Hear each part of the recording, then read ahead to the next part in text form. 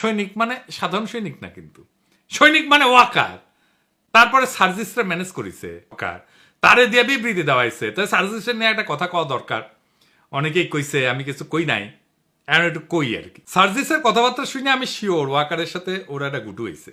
সার্জিসের একটা কথা কই তোমারে ছোট ভাই মনে কইরা, আমাদের টাইমে এরশাদের বিরুদ্ধে আন্দোলন করতেছি, তখন ডাকসুর জিএস ছিল জিয়াউদ্দিন বাবলু। দারুণ বক্তৃতা দিত, বাসদ ছাত্রলীগ করেছিল, খুব স্মার্ট পোলা ছিল, তোমার মতোই বক্তৃতা দিত, সুন্দর করে কথা কইতো আর কি। এরশাদের সাথে হাত মিলাইল, মন্ত্রী হইল এরশাদের, মারা গেছে বেচারা, কিন্তু তার পলিটিক্যাল ক্যারিয়ার শেষ।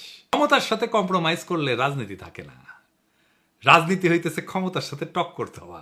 এইখানে এই বয়সে কম্প্রোমাইজ করে ফেললে হয়তো এমপি হবা দুই একবার, তারও বেশি হইতে পারো, মন্ত্রীও হয়তো হবা, তারপর জিয়াউদ্দিন বাবলু হয়ে যাবে। হাসনাত মন্ত্রী এমপি হইতে পারবে কিনা জানি না, কিন্তু বাংলাদেশের নেতা হবে, আগামীর বাংলাদেশের নেতা হবে, যদি তার ইমেজটা এইভাবে ধরে রাখতে পারে।